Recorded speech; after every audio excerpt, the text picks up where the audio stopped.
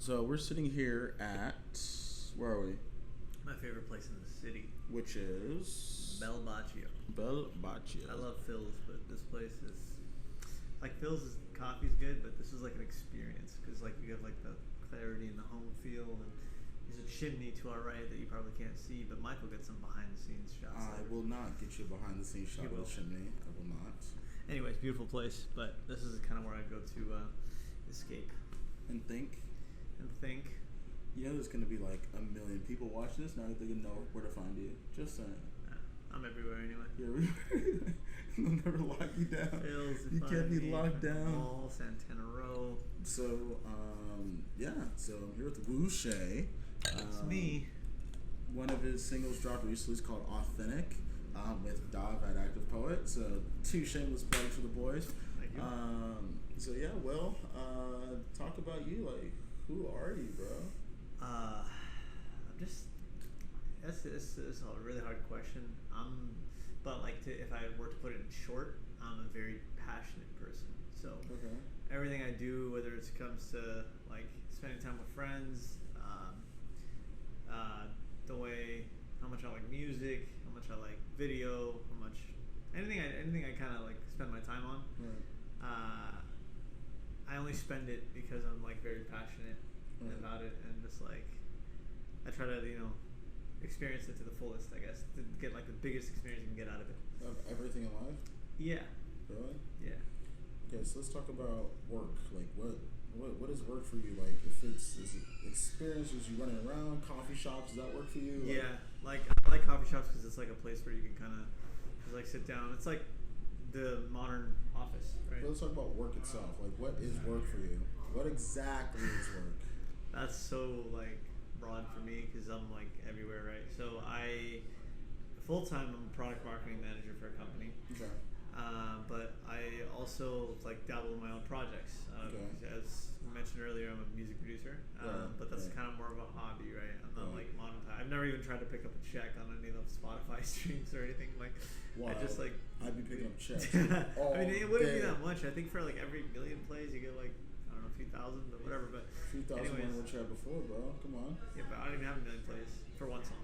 We'll get you there. This video's gonna go viral. Million views. Everyone here, go check out his song, Authentic. Right now, it's 165,000 views on Spotify. So go and give it a shout. Purchase a hat. All the merch. Thank you. Yeah. So yeah, that's more of like a hobby, but I do, like I mentioned, like put my full passion into it because music has such a big meaning for me. Like, there's been a lot of rough times. A lot of the closest people in my life know, like, a lot of times that I felt lost and trapped. Right. I could turn to music and just like be fine. Like, I mean, I've had some pretty tough times in the past, as everybody has, and like some people turn to something. For me, it's music. Like music, and man, I could be having like literally the worst day if I play like, there's a couple songs, Gave Your Love Away and something like that. Like, there's a couple songs. Your love away. So like, there's a couple songs that I could just rock on, and like, as soon as I play it, I'm in a good mood, no matter what just happened. Right. Okay. So is it like Mams? Like, music is my savior? Yeah. Like, you heard of that artist? No, I didn't know. Mims, like Move If You Want to Move. Oh yeah, I've heard Mims. I just didn't know that's what it stood for. Yeah. Mims stands for Music Is My Savior. I want to do that. I don't know that. Okay, cool. Yeah, check them out. Yeah, but honestly, like I guess I don't like to say it because it sounds cheesy, but yeah, I feel like that. Like, it helps me a lot. It kind of gets me through the time because, like, I always have to just stay consistent and work through whatever it is. Right. I think like one big thing for me, I used to train with this guy named Tori, who's a good old friend of mine, and he trained me, and then I always was like, tough. I couldn't get through it. It's just like they were just training at another level, and I would like work out with them, but I just like after a few months I'd get tired. It was like really tough. And I'm like, like maybe I'm doing something wrong. Maybe I'm not dieting. Maybe I'm not this. Maybe I don't try to like find answers. And then he's always like, "There's no secret. It's just hard work." Right. And like, I didn't pursue fitness like that, but I took that and applied it to everything else. And it wasn't like the one answer to everything. Life is more complicated than that. But I think like with everything else, like I just have to kick it into gear. And then I use music to basically get me through those tough times where I was like, I don't know if I can get through it today. Right. Yeah, I mean, it's like today's like seems harder than usual, so I'll play like something and just get my mind off things and then focus, and then just like there's no secret, it's just hard work. Right. Yeah. So just hard work is what gets you through everything. Do you feel like that can apply to any and everyone? It's like if you work hard enough, you'll make it, or? I think I'm reading a book right now. It talks about a lot of like willingness, and one thing that I kind of noticed I did, because it talks about like some people do this, some people do that. Right. One thing I noticed is like some people like say I'm even negative at times, and especially like when it comes like self like analyzing myself and stuff like that. So that's a negative, but it's not that I'm negative. I think it's something some people call it realistic. But when it comes to hard work and like goals, I like to think more of an unwillingness than willingness. Like I'm unwilling to, not be in decent shape, or to not have money, or to, like that's what I think of why I never took music so seriously. Like I love it and I love making it, and some people say I can even sound like a professional when it comes to the music, but I was unwilling to make that sacrifice to like. I mean, I hear a lot of these artists that are like blowing up in LA. They live in this tiny room. There's cockroaches, and they're eating cup of noodles every day. Right. I made the decision that I'm unwilling to like make that sacrifice. Like you really have to risk it all.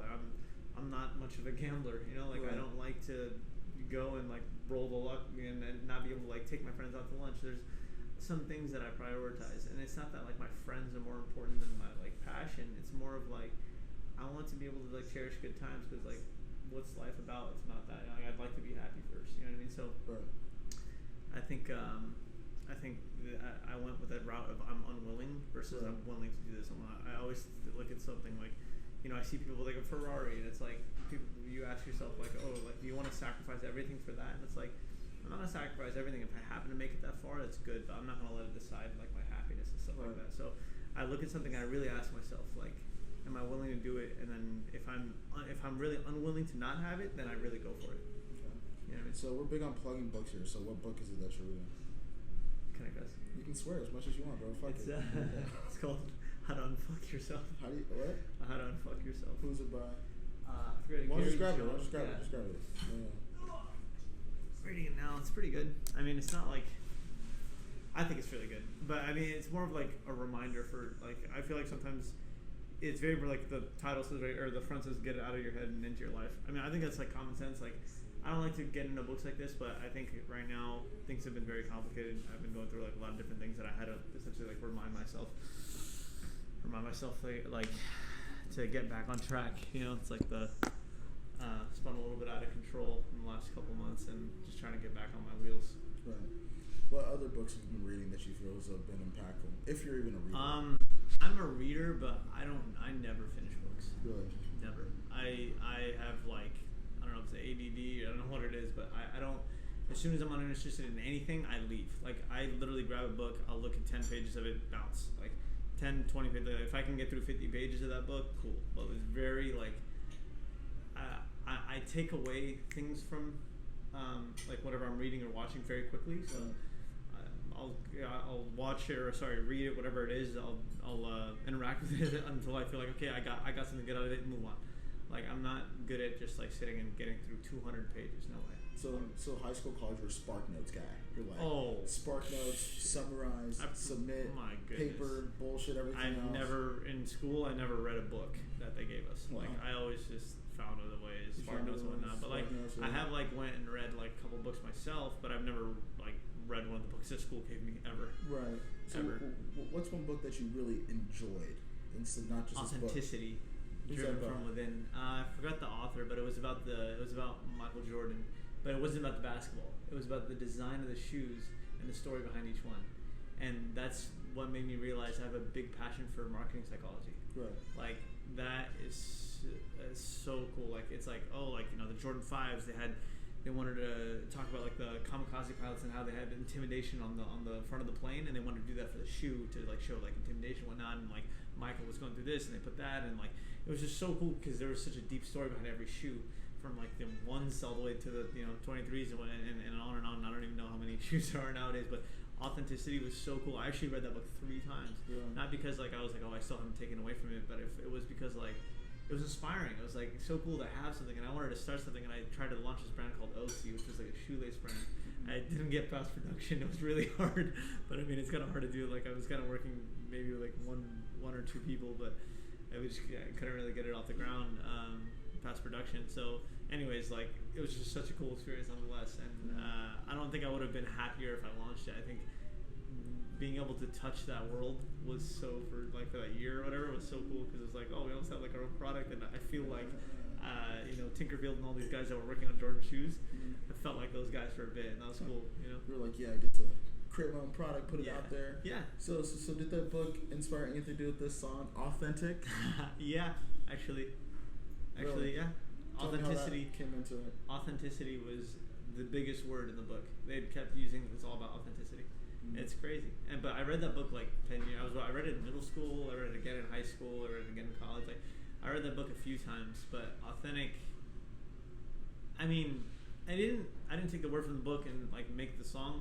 But I was actually wearing a jacket and it was stitched on the back, authentic. And then I was working on the beat, and I was like, we're gonna call this beat authentic. And then when I wrote it, I was like, oh, it's so funny. Like one of my favorite books always talks about authentic and the word authenticity. Like.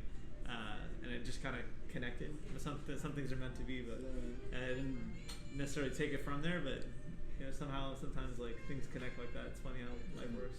That's dope. Yeah, that's dope. So, who are some other artists that you really like into right now? Like, give me like your top 5, like right now. Top 5. Drake's always on there. You can probably tell by my Instagram stories. Yes, Drake fan. Yeah, like I don't know. I like his stuff. He's just good at making. I had a funny same guy, Tori, the same guy. We used to talk about how like Drake was like one guy that wouldn't try to be hard, because I'm not hard or gangster or nothing like that. Sure. Like, but it was like the one rapper that was like, hey, like I'm just a normal guy. This is the things I'm going through in life, and he talks about family and whatnot. I think I've talked about this in other places, other interviews and stuff. But that's why he's like a kind of forever type artist that I always listen to.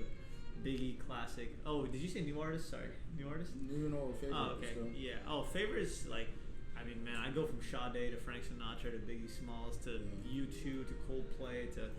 I'm everywhere with my music. It's crazy, but I think I take music like an injection.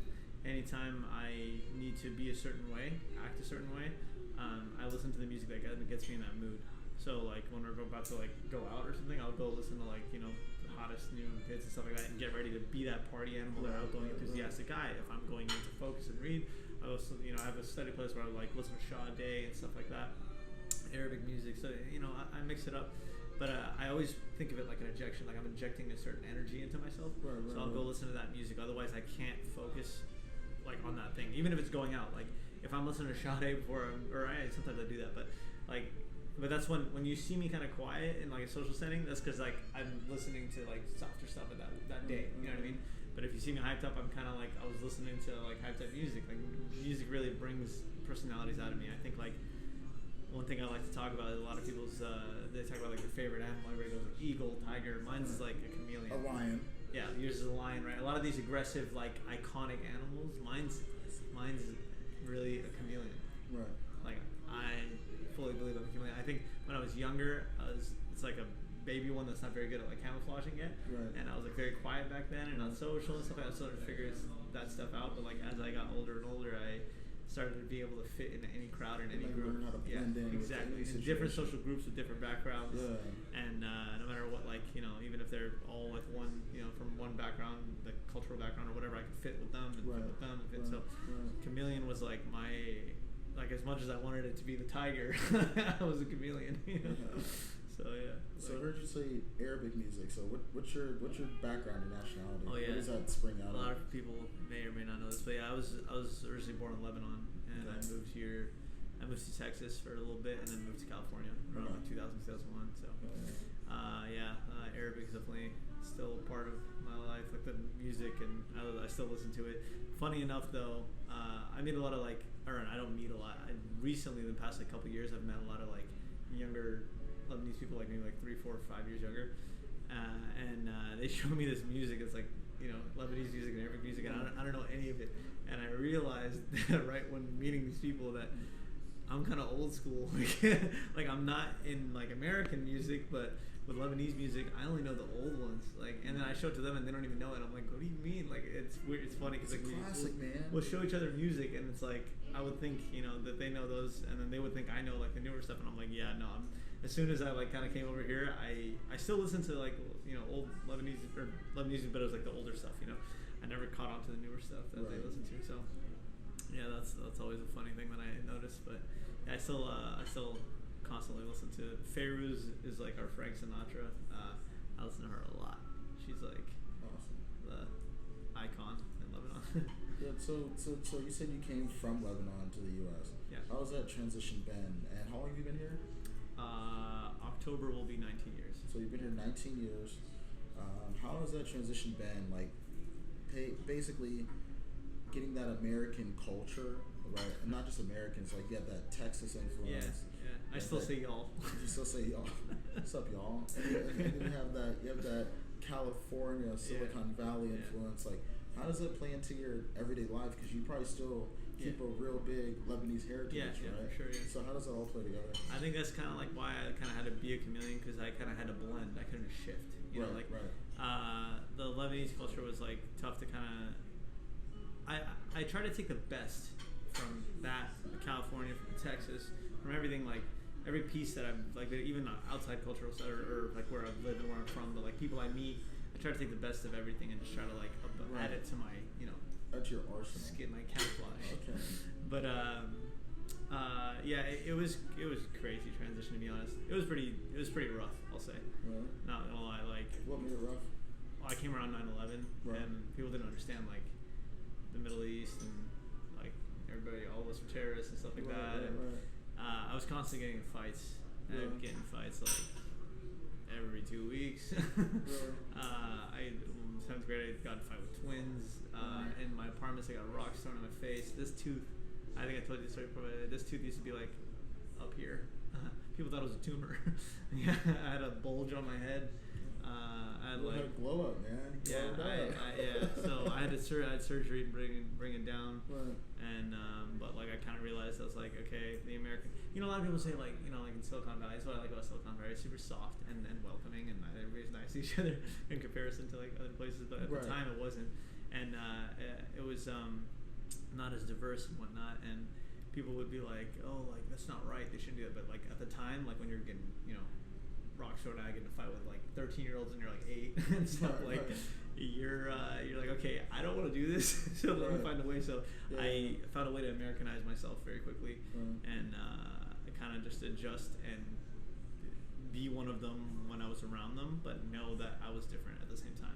Not like, okay, I need to be like them. I was just kind of be like, when I'm around them, I'll be like them. When I'm not, I'll be the real me. So that was like a crazy adjustment from the first few years, but I met like a couple friends that helped with it, where I can kind of when I'm with them, I can like let out the real me, so I can go like act in front of like the popular kids and whatnot, right? It was more like an acting class than anything else. But it took me a while, but eventually I kind of got used to it, and by the time. So like, how many people do you feel like you can be you around? You don't have to give any names or anything, but it's like, is it a lot of people you feel like you can be like Will? It's been more and more in the past few years. I've been lucky enough to find some like really good friends.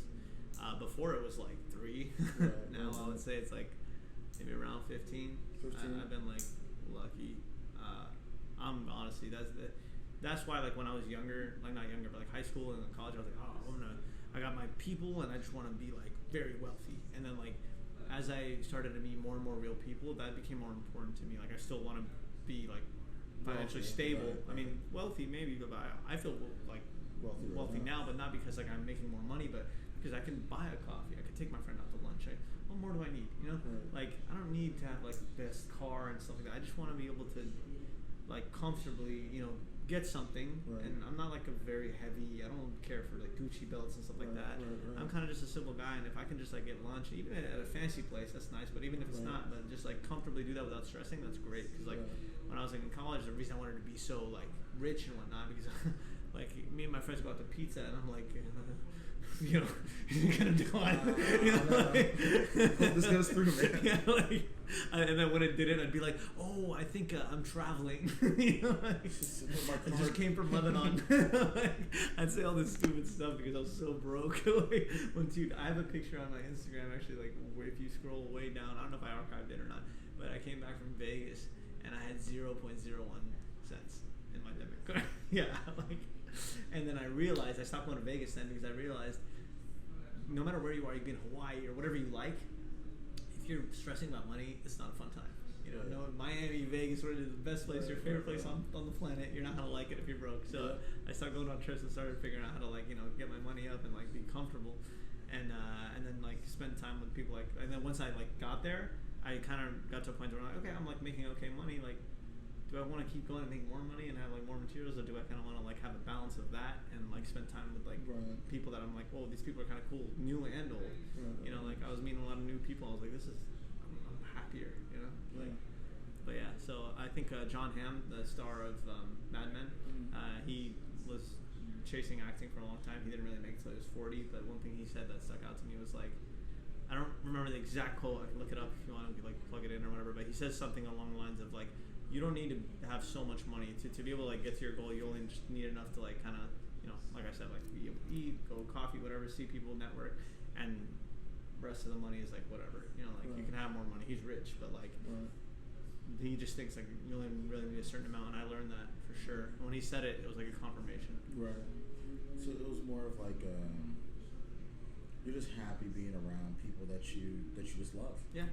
Yeah. So and that's really all you need. Yeah. Like it's kind of goes back to the willing and unwillingness. Like I know people that are so wealthy but are so stressed. They work so much, and then you could easily say like I want that, you know, car that they have or the lifestyle they have.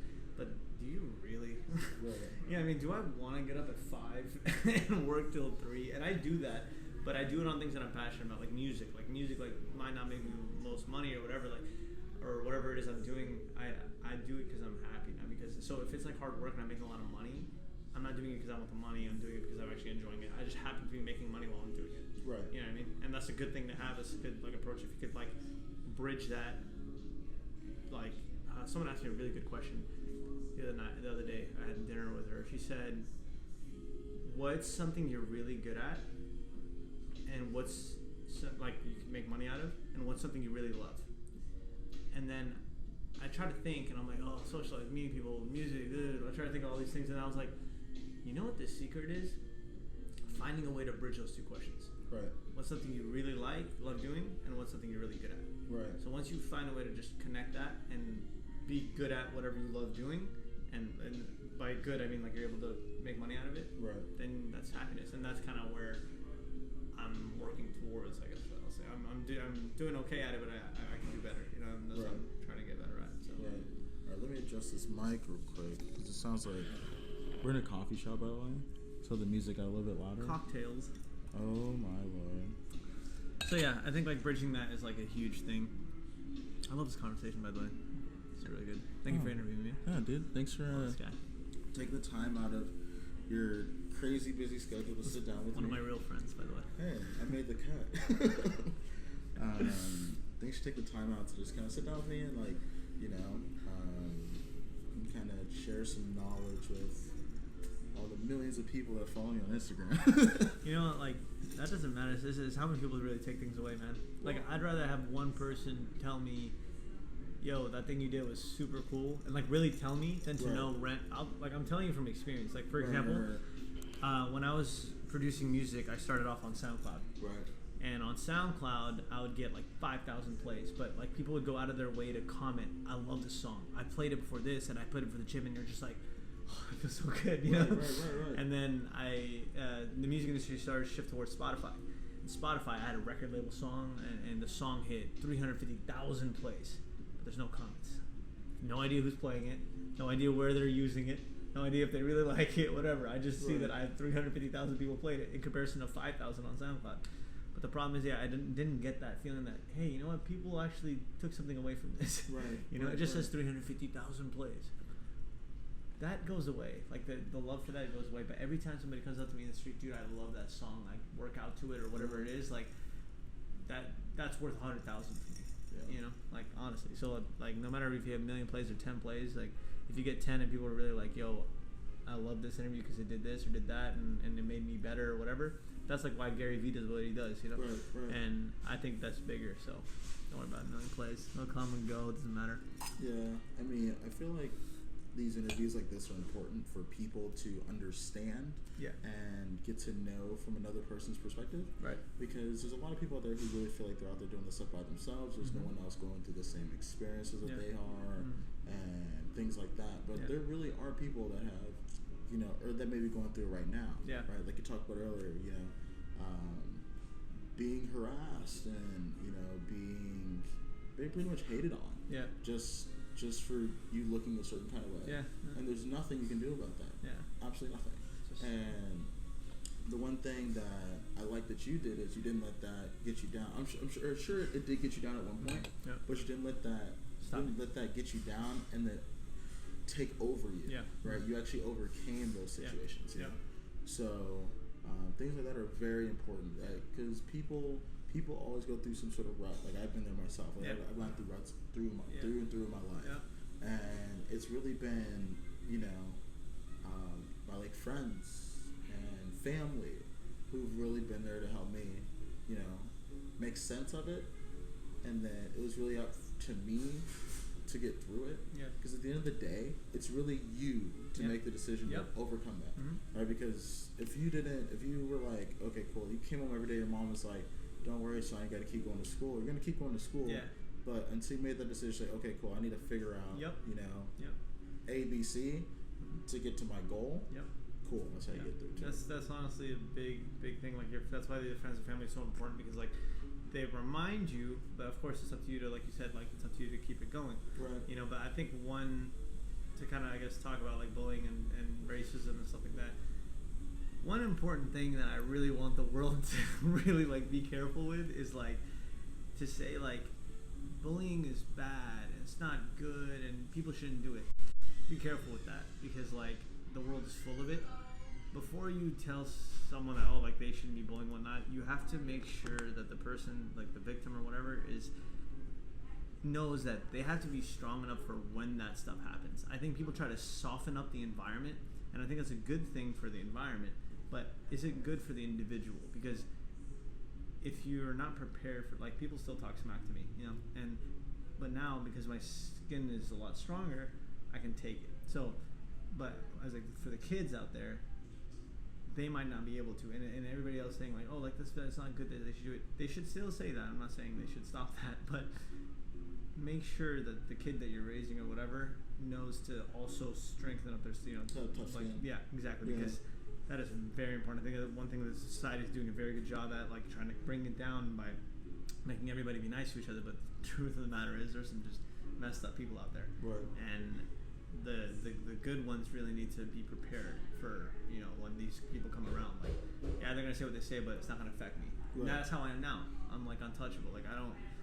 You say what you want. Like people talk smack and this and that, and I'm not. They say I act a certain way, but like I know who knows me, who doesn't. Right. Yeah, I mean like someone could call me the most racist, whatever this, or sorry, like they could say it like a racist term or whatever or anything, and I'd be like, yeah, like for sure, and I'm just like keep walking. But like you could tell me like, dude, you've been off today. I'd be like, what are you talking about? Like I'll flip on that because I'm like, you know, because I know you're important to me and your opinion actually matters. So you know, like, so I think people like society should remind kids that like, you know, don't worry about random people's opinions and make sure you're strong enough to take like dumb stuff like that. And I'm not saying like practice, and you know, they don't have to like, but I think they should be aware of just like making sure they're strong enough for when those comments happen because they do happen. Yeah. Creating a world of no, you know, darkness doesn't happen. You know? Right. Yeah, I agree. I mean, for me personally, like me growing up, like I've gone through a lot of stuff like we talked about earlier, and it was really more like my mom that was like, all right, Michael, like, come on, you can't just let this get to you. Mom's the best, man. Moms are the best. Love and respect your mom if she's still around. Give her a kiss and a hug. If she's been in your life and supported you. Why are they always right? That's the thing I can't stand.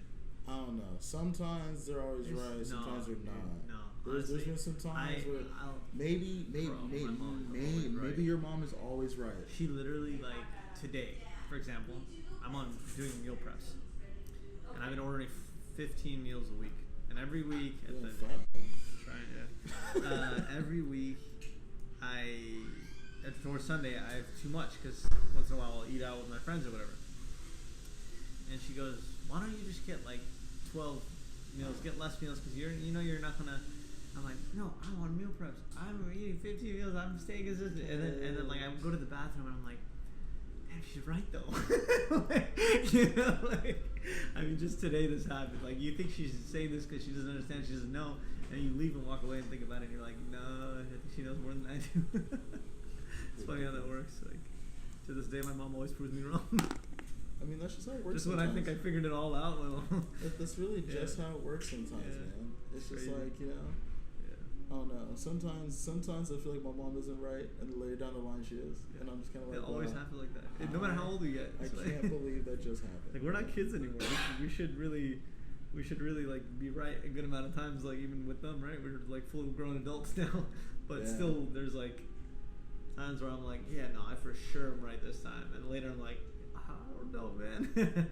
But with everybody else, you're like, no, I'm for sure I'm right, But with your mom, it's like,